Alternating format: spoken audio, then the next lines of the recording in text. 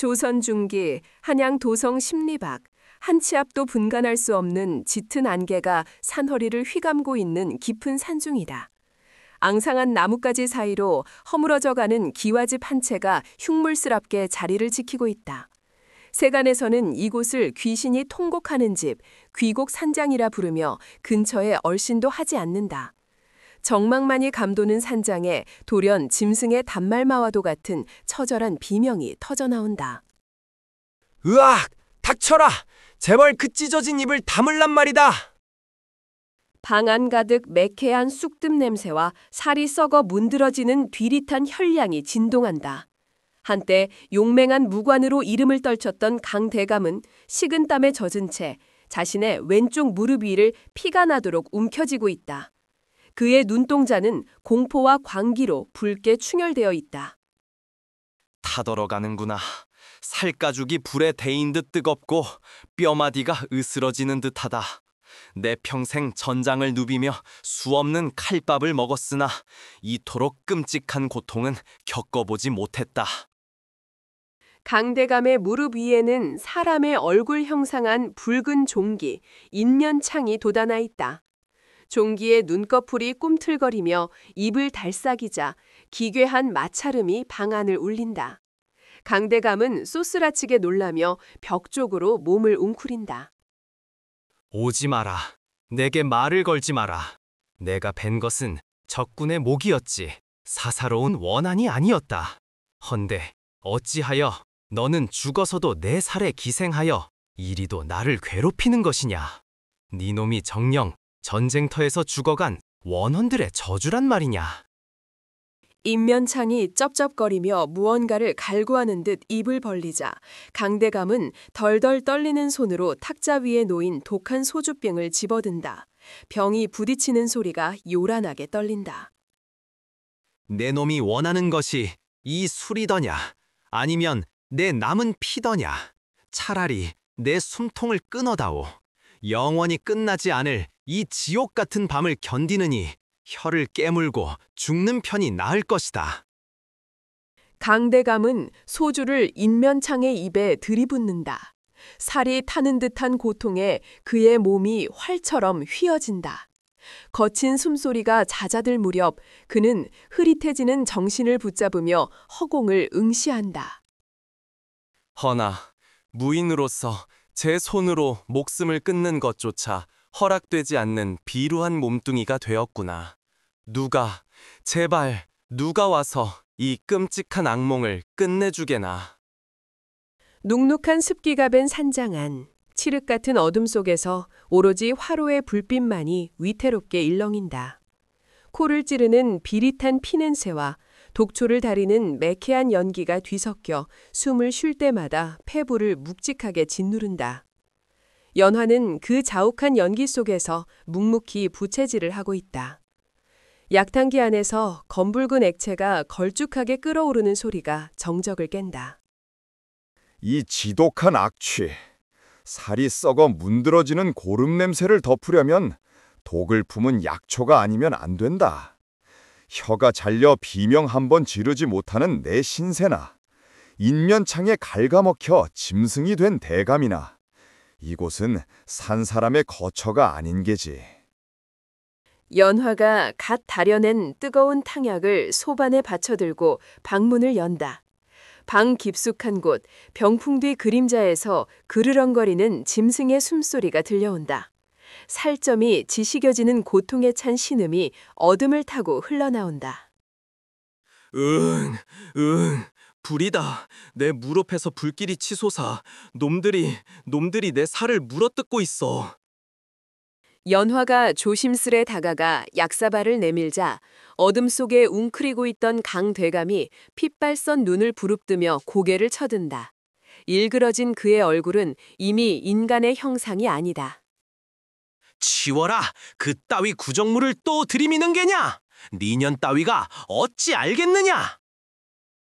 강대감이 거칠게 팔을 휘두르자 탕약 그릇이 허공을 가르며 바닥에 내동댕이 쳐진다. 쨍그랑하는 파열음과 함께 뜨거운 검은 액체가 연화의 하얀 버선발 위로 튀어오른다. 살이 데이는 뜨거움에도 연화는 눈 하나 깜짝하지 않고 바닥에 흩어진 사기 조각들을 맨손으로 줍기 시작한다. 뜨겁다. 허나 이 열기조차 느껴지지 않을 만큼 내 마음은 이미 차갑게 식어버렸다. 날뛰십시오. 부수십시오.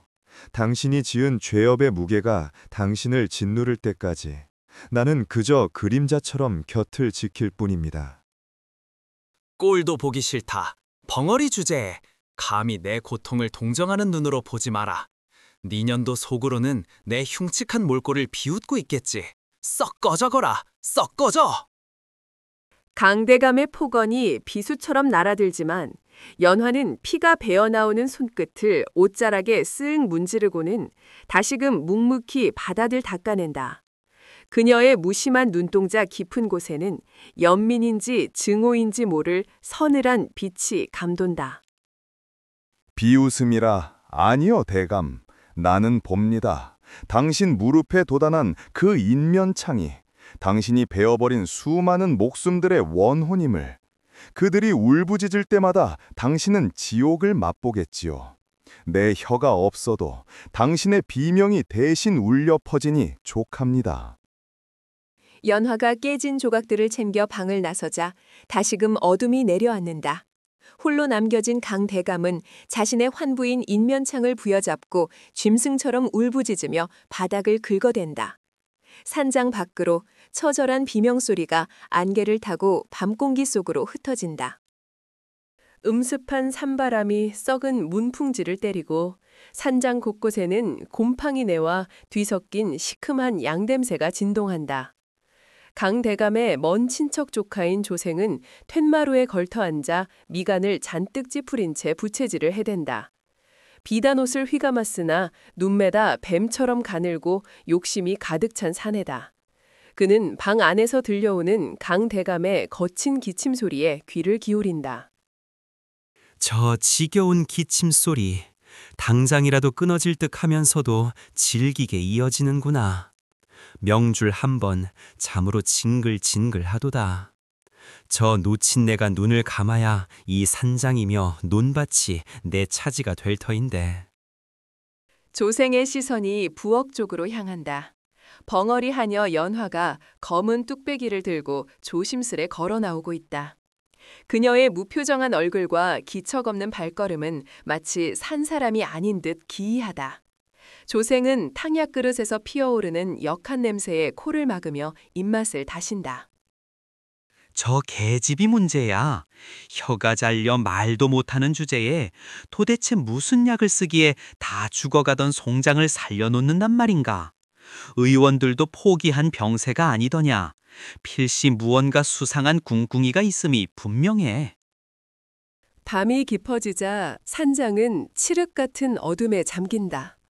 산짐승의 울음소리조차 들리지 않는 정막 속에서 조생은 잠을 이루지 못하고 뒤척인다. 그때 사그락거리는 미세한 소리가 고막을 스친다. 조생이 문틈으로 밖을 내다보니 연화가 호롱불 하나 없이 어둠 속으로 걸음을 옮기고 있다. 이 야심한 시각에 저 년이 어딜 가는 게냐? 조생은 급히 신을 꿰어 신고 연화의 뒤를 밟는다. 연화는 산장 뒤편의 험한 산길을 망설임 없이 오른다. 차가운 밤이슬이 옷깃을 적시고 발밑에서는 마른 나뭇가지가 뚝뚝 부러진다. 연화의 발길이 멈춘 곳은 마을 사람들이 얼씬도 하지 않는 험지, 독사골 입구다. 기괴하게 뒤틀린 소나무들이 마치 귀신처럼 입구를 지키고 서 있다. 헉, 저곳은 독사골이 아니더냐. 대낮에도 독사들이 우글거려 사냥꾼들도 피한다는 사지인데. 짙은 안개가 자욱하게 깔린 골짜기 입구에서 연화는 주위를 한번 살피더니 이내 검은 숲의 아가리 속으로 빨려 들어가듯 사라진다. 눅눅하고 비릿한 바람이 불어오자 조생의 등줄기에 식은땀이 흐른다. 미치지 않고서야 제발로 저 지옥 같은 곳을, 대체 저 안에서 무엇을 하려는 게냐? 설마 놓친 내에게 먹이는 그 흉측한 약이. 공포와 호기심이 뒤엉킨 조생의 눈동자가 어둠 속에서 번들거린다. 그는 침을 꿀꺽 삼키며 떨리는 다리를 옮겨 독사골을 깊은 어둠을 향해 한 발짝 내딛는다. 눅눅한 습기가 내려앉은 저잣거리 뒷골목, 썩은 술 냄새와 곰팡이내 나는 흙냄새가 진동하는 그곳에 두 그림자가 마주하고 있다. 조생은 주위를 두리번거리며 품속에서 묵직한 엽전 꾸러미를 꺼내어 왈패의 손에 쥐어준다. 달빛조차 들지 않는 어둠 속에서 은전끼리 부딪히는 소리가 날카롭게 정적을 가른다. 자네가 해야 할 일은 아주 간단하네. 입소문이란 본디 발없는 말이 되어 천리를 가는 법이지. 걱정 마십시오, 나리. 입방정 떠는 거야 제 전문 아니겠습니까? 그래, 무슨 이야기를 퍼뜨리면 됩니까? 강 대감댁에 들어온 그 벙어리 은여 말이네. 밤마다 독사골로 사라진다는 것을 아는가? 독사골이요? 그 뱀 소골이요? 거길 왜? 그년이 대감을 살리려는 것이 아니라 독사의 독을 모아 서서히 말려 죽이려 한다고 하게. 약탕관에 독을 타서 대감의 오장육부를 녹이고 있다고 말이야. 아주 그럴싸하게 포장해야 하네. 왈패가 비릿한 웃음을 흘리며 어둠 속으로 사라지자 조생은 입가에 싸늘한 미소를 띠며 강대감의 산장으로 발걸음을 옮긴다. 산장 안은 무거운 침묵과 함께 역한 피냄새가 감돌고 있다. 방 안의 호롱불은 위태롭게 흔들리며 강대감의 창백한 얼굴을 비춘다. 가슴이 타들어가는 것 같구나. 연화야, 물 좀 다오.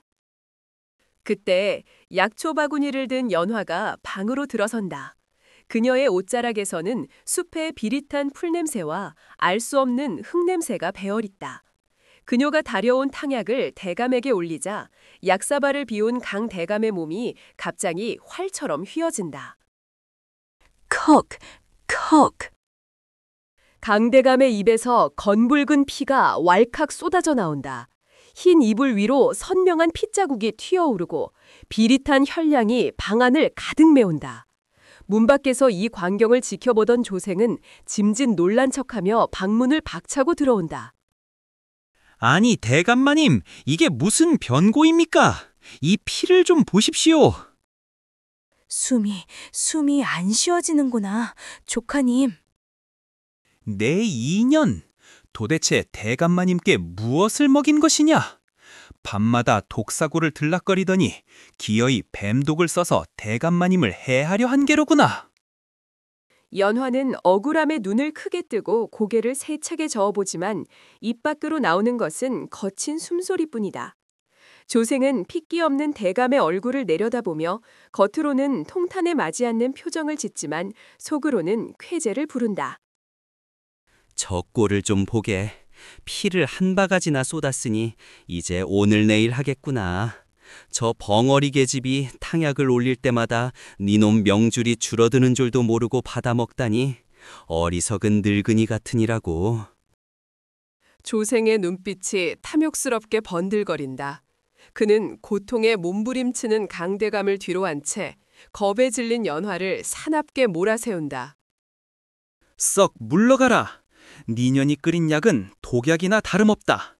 당장 관아에 고변하여 니년이 독사골에서 무슨 짓을 꾸몄는지 낱낱이 밝혀낼 것이다. 그래야지. 니년이 마녀로 몰려 쫓겨나거나 죽어야 이 집안의 재물이 온전히 내 차지가 될 테니. 독사골에 독이 든 뭐든 상관없다. 중요한 건 사람들이 그렇게 믿게 만드는 것이지. 조생의 호통 소리가 산장을 울리지만 연화는 붉게 물든 이불을 바라보며 소리 없는 눈물을 뚝뚝 흘릴 뿐이다. 창밖에서는 불길한 올빼미 울음소리가 밤 공기를 가르고 방 안에는 죽음의 그림자가 더욱 짙게 드리워진다. 하늘이 뚫린 듯 억수같이 퍼붓는 빗줄기가 기화지붕을 때리며 스산한 굉음을 만들어낸다. 번개가 칠 때마다 창호지 문 너머로 검은 그림자들이 춤을 추듯 일렁이고 방 안에는 피 섞인 비릿한 쇠냄새와 눅눅한 습기가 뒤엉켜 숨을 턱턱 막히게 한다. 강 대감은 식은땀에 젖은 채 끊어질 듯한 기침을 토해내며 이불을 움켜준다. 굴럭, 굴럭, 가슴이 불에 타는 듯하구나. 그때 방문이 거칠게 열리며 비바람과 함께 조생이 들이닥친다. 그의 손에는 흙투성이가 된 집 인형 하나와 말라 비틀어진 약초꾸러미가 들려있다. 번갯빛에 비친 조생의 얼굴은 충심으로 가장한 비열한 희열로 번들거린다. 대감마님, 제 말이 맞았습니다. 이 흉측한 물건들을 보십시오. 그것이 무엇이냐? 그 흉물스러운 것은 그 벙어리 계집의 방구석 깊숙한 곳에서 찾아낸 것입니다. 이 약초는 천남성이 아닙니까? 사약에나 쓰이는 맹독을 그 요사스러운 계집이 밤마다 다려 대감께 올린 것입니다. 조생은 바닥에 지프로 엮은 저주 인형을 내동댕이 친다. 인형의 가슴과 배에는 굵은 침이 수십 개나 꽂혀 있어 보는 이로 하여금 소름이 끼치게 만든다. 강 대감의 동공이 지진이라도 난 듯 흔들린다. 저곳은 내 형상이 아니더냐? 그렇습니다.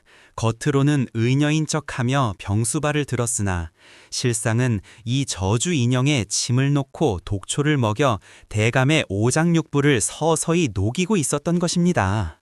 그러니 대감께서 차도가 있기는커녕 날이 갈수록 피를 토하시는 게지요.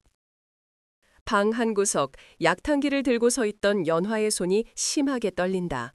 그녀의 눈은 믿을 수 없다는 듯 크게 뜨여 있다. 천남성은 법제만 잘하면 막힌 담을 뚫는 귀한 약재이건만 조생은 그것을 독약으로 둔갑시켰다. 게다가 저 저주 인형은 난생 처음 보는 물건이다. 아닙니다. 그것은 독이 아닙니다. 막힌 길을 뚫고 가래를 사기기 위해 제가 얼마나 정성스레 법제한 것인데. 그리고 저 지핀형이라니요. 저는 결코 대감마님을 해하려 한 적이 없습니다. 제발 제 눈을 보아주십시오. 연화는 소리 없는 비명을 지르며 고개를 세차게 젓지만 그녀의 입에서는 거친 숨소리만 새어나올 뿐이다. 조생은 틈을 주지 않고 연화의 코앞까지 다가와 삿대질하며 윽박지른다. 내 인연, 네가 감히 대감마님의 목숨을 가지고 장난질을 쳐. 독사골에서 독을 모은다는 소문이 헛소문이 아니었어.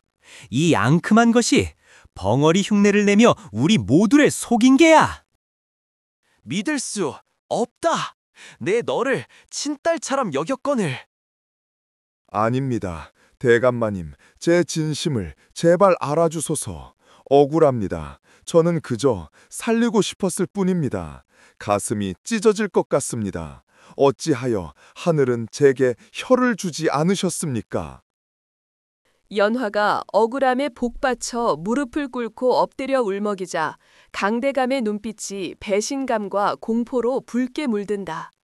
병마와 독기운 그리고 의심이 만들어낸 광기가 강대감을 집어삼킨다.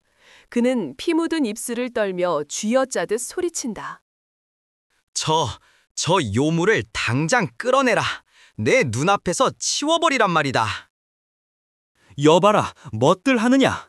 당장 이 독부놈을 멍석으로 말아 마당에 꿀려라. 내 날이 밝는 대로 관아에 넘겨 그 죄를 낱낱이 물을 것이다. 하인들이 우르르 몰려와 연화의 가냘픈 팔을 억세게 잡아끈다. 약탕기가 바닥에 떨어지며 검은 약물이 쏟아지고 사기 그릇 꿰지는 소리가 천둥 소리에 묻혀 산산조각 난다.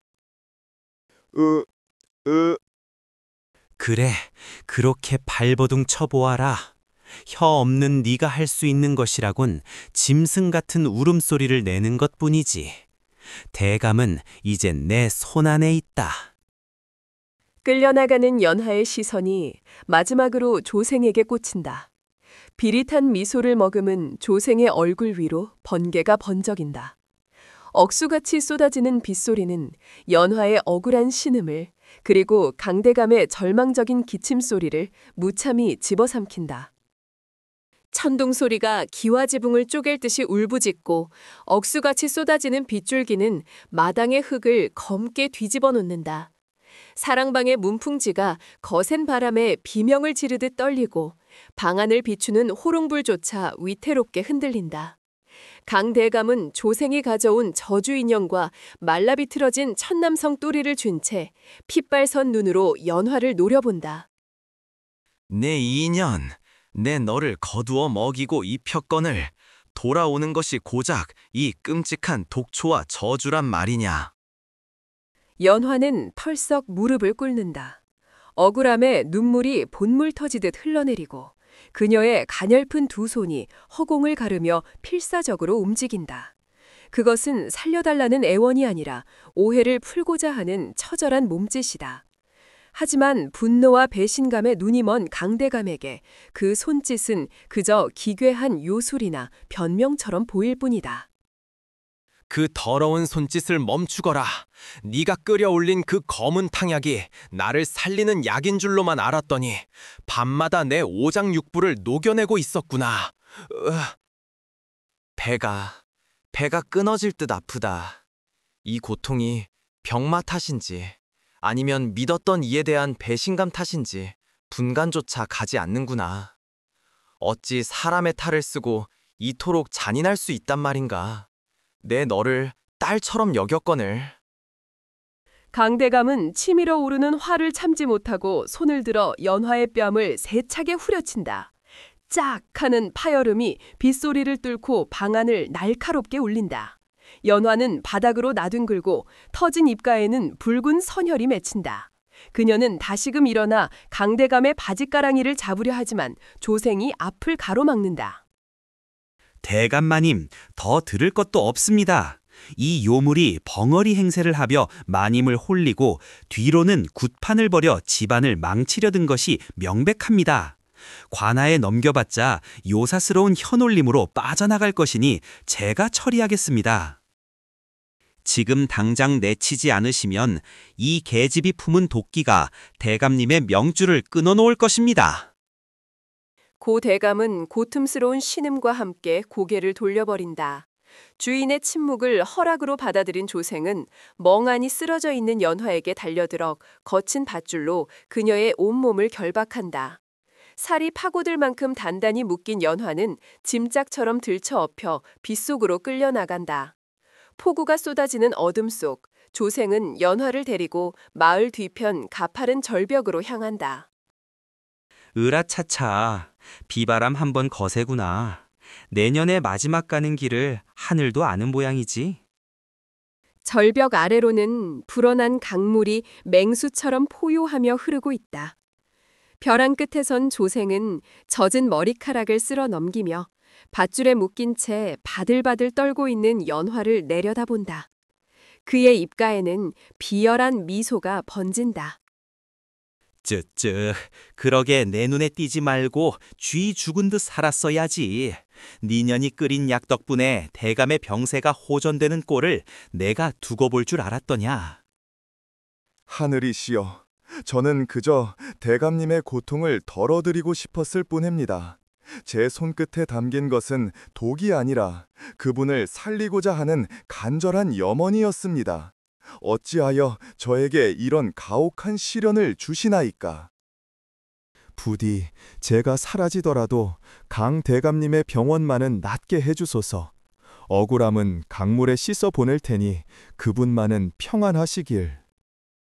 무슨 꿍꿍이를 속으로 삼키는지 모르겠다만 가서 물귀신이나 되거라. 조생은 망설임 없이 절벽 끝에서 연화를 밀어버린다. 검은 허공으로 추락하는 연화의 몸은 비명조차 지르지 못한 채 순식간에 성난 강물 속으로 삼켜진다. 거센 몰살이 그녀를 집어삼키고 벼란 끝에는 휘몰아치는 비바람 소리만이 공허하게 남는다. 밖을 요란하게 때리던 비바람 소리는 잦아들었으나 강 대감의 침소에는 죽음보다 더한 적막이 감돈다.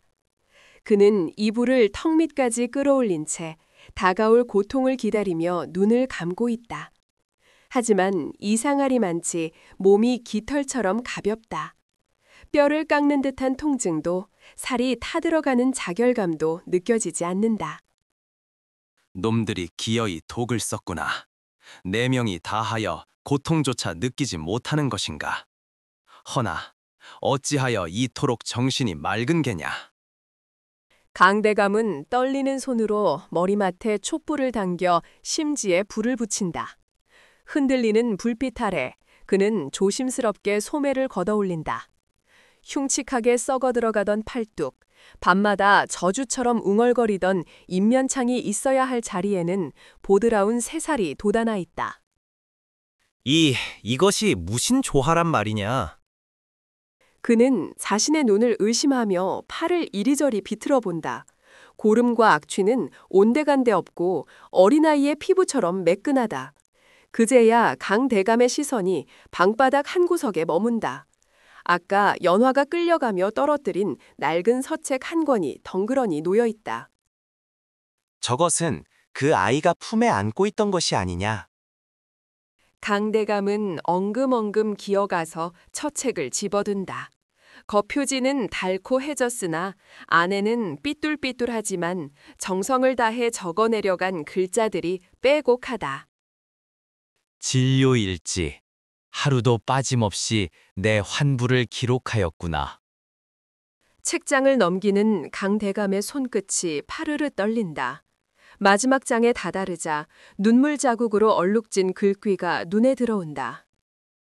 독성이 강한 약초이나 이것만이 대감마님의 창을 다스릴 유일한 방도가 될 것이다. 내 목숨을 걸고서라도 반드시 낫게 해드릴 것이다. 서책이 강대감의 손에서 힘없이 미끄러져 바닥으로 떨어진다. 창허지 문 밖에서 들려오는 바람소리가 마치 억울하게 죽은 이의 울음소리처럼 귓가를 파고든다. 내가 내 손으로 은인을 죽였구나. 살려달라 애원하던 그 눈빛이 나를 살리기 위한 몸부림이었어. 강대감은 자신의 멀쩡해진 팔을 부여잡고 오열한다. 썩어 문드러진 것은 팔이 아니라 의심으로 가득 찼던 자신의 마음이었음을 이제야 깨닫는다. 거칠게 열린 문틈으로 차가운 밤바람이 몰아치고 뒤늦게 당도한 어휘의 거친 숨소리가 정막을 깬다. 방 안은 매캐한 촛농 타는 냄새와 비릿하고도 쓴 약초의 향기가 뒤섞여 기묘한 분위기를 자아낸다. 강대감은 넋이 나간 사람처럼 허공을 응시하다가 친구이자 왕실 최고의 의원인 그에게 자신의 팔을 내밀어 보인다. 자네가 왔는가? 보게, 내 눈이 멀지 않았다면, 이것이 꿈이 아니라면 그 끔찍한 것이 사라졌네. 어인은 서둘러 강대감의 소매를 걷어올린다. 촛불 아래 드러난 강대감의 팔은 기이할 정도로 매끄럽다. 뼈가 드러날 듯 썩어 들어가던 환부도, 밤마다 저주를 퍼붓던 인면창의 형상도 온데간데 없다. 어인은 믿을 수 없다는 듯 강대감의 맥을 짚어보지만 맥박은 놀라울 정도로 힘차고 고르다. 이럴 수가. 이건 의술의 영역이 아닙니다. 썩은 살이 도련해진 것도 아니고 마치 처음부터 상처가 없었던 것처럼 새살이 돋아나다니요. 도대체 무엇을 드신 겁니까? 그 아이가 연화가 두고 간 것이네. 내가 잠든 사이 매일 밤 이 검은 탕약을 내 입에 흘려 넣었어. 어이의 시선이 바닥에 뒹구는 빈 탕약 그릇으로 향한다. 그릇 바닥에는 검붉은 찌꺼기가 말라붙어 있고 코를 찌르는 독한 향이 피어오른다. 어이는 조심스럽게 그릇을 들어올린다. 그는 떨리는 손가락으로 찌꺼기를 찍어 혀끝에 대어본다. 이건. 왜 그러는가? 혹여 독이라도 들었단 말인가? 독입니다. 그것도 맹독이지요. 부자, 천남성, 그리고 이것은 살모사에 독까지 섞여 있습니다. 허나 어이는 입가에 묻은 찌꺼기를 닦아내며 경악에 찬 눈으로 강대감을 바라본다. 그의 목소리는 두려움과 경외감이 뒤섞여 가늘게 떨린다. 이것은 사람을 죽이는 독이 아니라 독으로 독을 제압하는 이독제독의 비방입니다. 헌데 이 처방은 단순히 약초를 배합한 것이 아닙니다. 숨기지 말고 말하게. 그 아이가 대체 무슨 짓을 한 것인가? 이것은 의원의 생명을 담보로 하는 금지된 처방입니다. 약을 다리는 자가 자신의 기운을 불어넣어 환자의 몸에 깃든 병마를 자신의 몸으로 유인하는 주술과도 같은 것입니다. 대감의 팔에 있던 인면창은 사라진 것이 아닙니다. 옮겨간 것입니다. 뭐라, 옮겨갔다니. 어디로 말인가? 연화라는 그 의녀, 그녀가 대감의 저주를 자신의 몸으로 흡수한 것입니다. 이 정도의 독성을 매일 밤 다리며 견뎌냈다면 지금 그녀의 몸은 만신창이가 되어 썩어 들어가고 있을 겁니다. 아. 강 대감의 손에서 진료 일지가 힘없이 바닥으로 떨어진다. 툭 하는 소리와 함께 펼쳐진 일지에는 연화의 비뚤비뚤한 글씨체로 대감의 병세가 꼼꼼히 기록되어 있다. 강 대감은 가슴을 쥐어뜯으며 오열을 삼킨다. 자신이 그녀를 의심하고 밀어내던 그 순간에도 연화는 자신의 살을 내어주고 뼈를 깎아 그의 고통을 대신 짊어지고 있었던 것이다. 나는 그것도 모르고 네가 나를 죽이려 한다고 의심했구나. 연화야, 이 미련한 늙은이가 너를 사지로 몰아넣었구나. 지금이라도 그녀를 찾아야 합니다. 허나 이미 병마가 깊이 뿌리내렸다면 목숨을 부지하기 힘들지도 모릅니다. 당장 채비하게. 내 발로 그 아이를 찾아야겠네. 내 살을 뜯어먹던 귀신이 그 아이에게 붙었다면 내 목숨을 내놓아서라도 다시 가져올 것이다. 대청마로 가득 진동하는 술 냄새와 기름진 고기 굽는 연기가 매캐하게 피어오른다. 조생과 그의 무리들은 강 대감이 죽기만을 기다렸다는 듯 사랑채를 점거하고 질펀한 술판을 벌이고 있다. 꽹과리와 장구 소리가 요란하게 울려 퍼지지만 그 소리는 어딘가 기괴하고 불길한 여흥을 돋을 뿐이다. 조생은 붉게 달아오른 얼굴로 술잔을 높이 치켜든다. 마셔라, 마음껏 마셔라. 저 방구석 늙은이가 숨을 헐떡일 때마다 나의 곶간은 더욱 두둑해질 것이니 이제 이 집안의 주인은 바로 나, 조생이다. 조생의 호기로운 외침에 아첨군들이 비굴한 웃음을 흘리며 술잔을 부딪힌다. 그때였다. 쾅 하는 굉음과 함께 사랑채의 두꺼운 문짝이 종이장처럼 뜯겨나간다. 일순간 장내의 소음이 뚝 끊기고 서늘한 밤바람이 술상을 휩쓸고 지나간다. 촛불이 위태롭게 흔들리는 그 어둠 속에서 누군가 뚜벅뚜벅 걸어 들어온다. 병색이 완연하여 걷기조차 힘들다던 강 대감이다. 허나 지금 그의 모습은 병자가 아니다. 서슬퍼런 눈빛은 호랑이의 그것이요, 꼿꼿이 펴진 허리에는 무인의 기계가 서려 있다. 내 몸 안에서 뜨거운 불길이 치솟는구나. 이것이 그 아이가 목숨을 깎아 내게 불어넣은 생명인가? 십수년간 나를 짓누르던 병마가 씻은 듯이 사라졌거늘. 어찌하여 내 심장은 천근 쇳덩이를 매단 듯 이리도 무겁고 아픈 것이냐? 연화야, 네가 나를 살리고 죽어가고 있었구나. 강대감은 핏발선 눈으로 좌중을 훑는다. 그의 손에는 서슬퍼런 장검이 들려 있다. 조생은 귀신이라도 본 듯 사색이 되어 뒷걸음질 친다. 술잔이 바닥에 떨어져 깨지는 소리가 정막을 찢는다. 숙부님? 아니, 귀신인가? 분명 오늘 밤을 넘기기 힘들다 하였거늘 어찌 저리 멀쩡한 모습으로. 내 이놈 조생아, 내가 죽어 귀신이 되어 나타나기를 그토록 바랐더냐?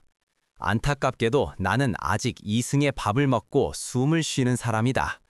니놈들이 탐욕에 눈이 멀어 춤을 추고 있을 때 나는 진실의 쓴맛을 보았느니라. 강대감의 호통 소리가 벼락처럼 내리꽂힌다. 그는 순식간에 조생의 코앞으로 다가가 들고 있던 장검을 뽑아 조생의 목을 떼 겨눈다. 서늘한 칼날의 감촉에 조생은 비명조차 지르지 못하고 굳어버린다. 내 병이 깊어진 틈을 타 집안을 쥐락펴락한 것도 모자라 죄 없는 아이에게 누명을 씌워? 니놈의 목을 당장 베어 까마귀 밥으로 던져주고 싶으나 지금은 그보다 더 급한 일이 있다. 살려주십시오, 숙부님. 제가 잠시 미쳤었나 봅니다. 제발 칼을 거두어 주십시오. 닥쳐라. 내 인내심을 시험하려 들지 마라. 연아, 그 아이를 어디로 보냈느냐? 멍석에 말아 어디에 버렸느냐고 묻고 있다. 서슬퍼런 강대감의 기세에 눌린 조생은 오줌을 지릴 듯 다리를 떨며 손가락으로 밖을 가리킨다. 저기 강물 하류 쪽으로 던졌습니다. 물살이 세니 시신도 찾지 못할 것이라 하여. 제발 목숨만은. 짐승만도 못한 놈들. 네 놈들이 정녕 사람이더냐? 하늘이 무섭지도 않더냐? 분노가 머리끝까지 치솟은 강대감은 칼자루로 조생의 관자놀이를 내리친다. 조생이 비명과 함께 나뒹굴자 강대감은 뒤도 돌아보지 않고 어둠이 짙게 깔린 강가 쪽으로 몸을 달린다. 그의 굳게 담은 입술 사이로 비통한 신음이 새어나온다. 부디 제발 살아만 있어 다오. 내 이 늙고 추한 목숨을 도로 내놓는 한이 있더라도 너만은 살려야 한다. 연하야. 거친 말발굽 소리가 적막한 갈대밭을 가른다. 강물은 검푸르게 흐르고 스산한 바람에 흔들리는 갈대들이 서로 부딪히며 기괴한 울음소리를 토해낸다. 강대감은 말을 세울 틈도 없이 안장에서 뛰어내려 자풀이 무성한 폐가를 향해 달린다. 썩어가는 나무 기둥과 무너진 지붕 사이로 코를 찌르는 비릿한 혈량과 고름 냄새가 새어나온다.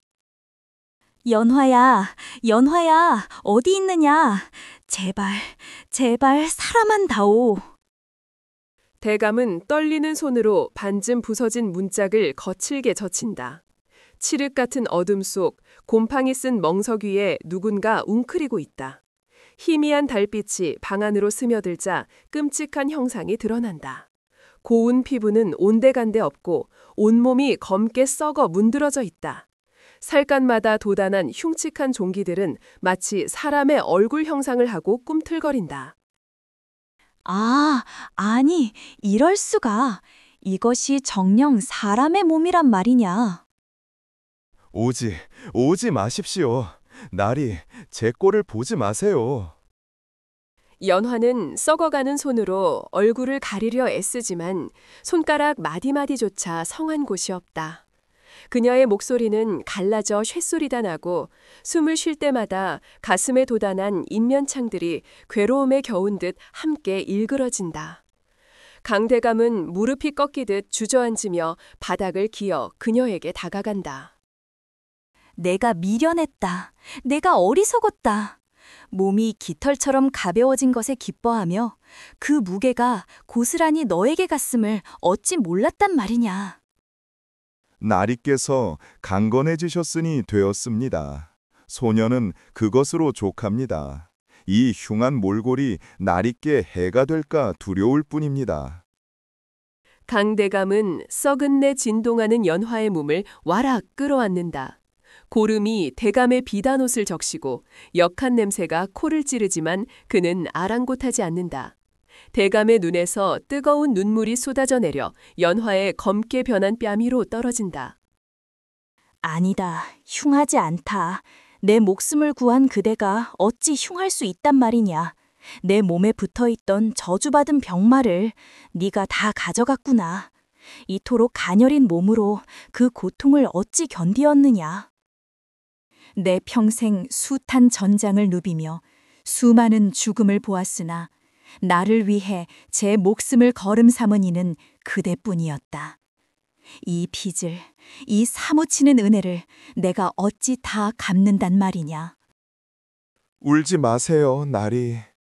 저는 본래 천한 무녀의 핏줄, 귀하신 나리를 살리는 제물로 쓰인 것이니 오히려 영광입니다. 부디 저를 잊으시고 오래오래. 연화의 말이 채 끝나기도 전에 기침이 터져 나온다. 검은 피가 입가로 흐르고 그녀의 몸에 돋아난 흉측한 얼굴 형상의 종기들이 일제히 비명 같은 소리를 내는 듯하다. 강대감은 연화의 몸을 더욱 세게 끌어안으며 오열을 삼킨다. 그런 말 말거라. 천하다니. 너는 그 어떤 귀족보다 고귀하다. 내 비록 뒤늦게 깨달았으나 널 이대로 보내진 않을 것이다. 내 목숨을 걸고서라도 널 살릴 것이다. 설령 저승 문턱을 넘어야 한다 해도 내가 너를 붙잡아올 것이다. 무너져가는 폐가 안, 코를 찌르는 악취가 진동한다. 살이 썩어 문드러지는 비릿한 피냄새와 눅눅한 곰팡이 내음이 뒤섞여 숨조차 쉬기 힘들다. 문틈으로 새어들어온 한 줄기 달빛이 바닥에 쓰러진 귀괴한 형상을 비춘다. 그것은 더 이상 고운 여인의 모습이 아니다. 온몸이 검게 타들어가고 살가죽마다 돋아난 흉측한 인면창들이 괴로움에 겨워 꿈틀거린다. 강대감은 그 끔찍한 형상을 와락 끌어안고는 짐승 같은 울음을 토해낸다. 도대체 어찌하여 이런 짓을 벌였단 말이냐? 내 목숨은 이미 다 타버린 재와 같거늘 어찌 너의 그 꽃다운 생명을 썩은 거름으로 쓰려 하느냐? 보아라, 이 흉측한 살덩어리들을. 이것은 네 죄가 아니다. 평생을 탐욕과 오만으로 살아온 내 업보가 너에게 옮겨붙은 것이다. 차라리 나를 죽여라. 하늘이여, 제발 이 아이 대신 나를 거두어 가소서. 내가 받아야 할 천벌을 어찌 이 아이가 짊어지게 하십니까? 연화의 검게 변해버린 입술이 파르르 떨린다. 고통에 잠식되어 희미해진 눈동자가 강대감을 향한다. 그녀의 숨소리는 끊어질 듯 위태롭고 살을 파고드는 인면창들의 신음소리가 귓가에 맴돈다. 연하는 뭉그러진 손을 들어 강대감의 옷자락을 힘겹게 붙잡는다. 대감 마님, 울지 마시옵소서. 소녀, 마님의 고통을 덜어드릴 수 있어 그저 기쁠 따름이옵니다. 부디 강령하시옵소서. 닥쳐라. 그런 말 하지 말거라. 네가 없는데 내가 어찌 강령할 수 있겠느냐? 나 같은 늙은이가 뭐라고? 도대체 내가 뭐라고? 강대감의 붉어진 눈시울에서 뜨거운 눈물방울이 뚝뚝 떨어져 연화의 썩어가는 뺨위로 흐른다. 눈물이 흉측한 인면창에 닿는 순간 기이한 일이 벌어진다. 칙칙하고 검푸르던 환부에서 하얀 김이 피어오르더니 은은한 서광이 감도기 시작한다. 그것은 전설 속 약초의 영험함과 사람을 살리고자 하는 간절한 진심이 맞닿아 빚어낸 기적의 빛이다. 이것이 대체 무슨 조화란 말인가? 연화야, 내 눈물이 너를 아프게 하는 것이냐? 인면창들이 비명과 함께 검은 연기가 되어 허공으로 흩어진다. 썩어 들어가던 살점들이 순식간에 새살로 돋아나고 거칠었던 피부는 다시금 본래의 윤기를 되찾는다. 방 안에 가득 채우던 죽음의 악취가 사라지고 대신 맑고 향긋한 풀내음이 감돈다. 믿을 수가 없구나. 썩은 살이 돋고 도끼가 빠져나가고 있어. 오, 천지신명이시여, 감사합니다. 감사합니다. 마님, 몸이 가뱄사옵니다. 마치 긴 악몽을 꾸다 깨어난 듯. 그래, 이제 다 끝났다. 몹쓸 병마도, 지독한 저주도, 너의 그 지고지순한 마음이 다 씻어내었구나. 강대감은 맑은 얼굴로 돌아온 연화를 품에 안고 하염없이 눈물을 흘린다. 폐가에 뚫린 지붕 사이로 쏟아지는 달빛이 두 사람을 따스하게 감싸 안는다. 길고 길었던 고통의 밤이 지나고 비로소 진정한 치유의 새벽이 밝아오고 있었다. 관아의 형틀 위로 서슬퍼런 곤장이 내리꽂힌다. 살점이 터지는 소리와 함께 매캐한 흙먼지가 피어오르고 조생의 비명소리가 공허하게 하늘을 가른다. 탐욕으로 얼룩졌던 그의 얼굴은 고통과 후회로 일그러져 흉한 꼴을 보이고 있다. 으악, 나으리, 제발 살려주시오. 내 다시는 약방 근처에도 얼씬거리지 않겠어. 아이고, 나 죽네. 죄인 조생은 곤장 100대를 맞고 천리박 외딴 섬으로 유배를 떠났다. 그로부터 한 해가 지나고 계절은 다시 돌아와 따스한 봄바람이 강 대감의 집마당을 채운다. 그러나 이제 그곳은 위세 등등한 대감의 저택이 아닌 가난하고 병든 이들이 드나드는 구휼소가 되었다. 탕약 따리는 구수한 냄새가 담장을 넘고 마당 한편에는 약재를 썰어내는 경쾌한 작두 소리가 울려 퍼진다. 삭덕, 삭덕. 약재 썰리는 소리가 이로도 맑은 것을. 예전에는 왜 황금이 부딪히는 소리만 귀에 담으려 했는지 모르겠구나. 강 대감은 낡은 삼배옷을 걸치고 투박한 손놀림으로 작두질을 한다. 이마에 맺힌 땀방울이 주름진 뺨을 타고 흐르지만 그의 표정은 지난 수십 년간 한 번도 보여주지 않았던 평온함으로 가득 차 있다. 내 평생을 바쳐 모은 재물이 굶주린 아이의 배를 채우고 병든 노인의 열을 내리는 데 쓰이니 비로소 그 돈에 온기가 도는 듯하오. 젊음을 탐하고 여색을 줬던 나는 죽고 이제야 사람 구실을 하는 늙은이가 남았구려. 강 대감의 시선이 마당 건너편으로 향한다. 그곳에는 연화가 있다. 끔찍하게 썩어 들어가던 피부는 온데간데 없고 백옥처럼 고운 얼굴을 되찾은 그녀가 헌신적으로 환자의 골문 성처를 닦아내고 있다. 비록 독초의 후유증으로 목소리는 이렇으나 그녀의 눈빛은 그 어느 때보다 맑고 깊은 말을 건네고 있다. 연화야, 잠시 쉬었다 하거라. 아침부터 물 한 모금 마시지 않고 뛰어다니지 않았느냐? 네가 쓰러지면 이 늙은이는 어찌하라고? There, 연화는 소리 없는 미소를 지으며 고개를 가로젓는다. 그녀는 환자의 이마에 맺힌 식은땀을 닦아주며 강 대감을 향해 괜찮다는 눈짓을 보낸다. 그 모습을 바라보는 강 대감의 눈시울이 붉어진다. 그것은 연민이나 욕정이 아닌 인간 대 인간으로서 느끼는 깊은 존경과 사랑이다. 그래, 너는 말하지 않아도 다 들리는구나. 네 손길이 닿는 곳마다 새살이 돋고 있으니 진정 신의가 따로 없지 않느냐. 강대감은 다시 묵묵히 약재를 썬다. 바람에 실려오는 약초 향기가 두 사람을 부드럽게 감싼다. 화려한 비단옷도 불로불사의 명약도 없지만 서로를 위하는 마음이 그 어떤 약보다 강력하게 이 공간을 치유하고 있다. 의술이란 손끝에서 나오는 기교가 아니라 타인의 고통을 내 것처럼 여기는 심장에서 비롯되는 것임을 너와 내가 이리 늦게나마 깨달았으니 남은 생은 그리 살다 가면 그만인 것을. 늙은 의원의 투박한 손과 말 못하는 여인의 따뜻한 손길이 봄 햇살 아래 어우러진다. 진정한 명의는 약을 처방하는 자가 아니라 마음을 처방하는 자라는 사실을 조용히 일깨우며 이야기는 막을 내린다.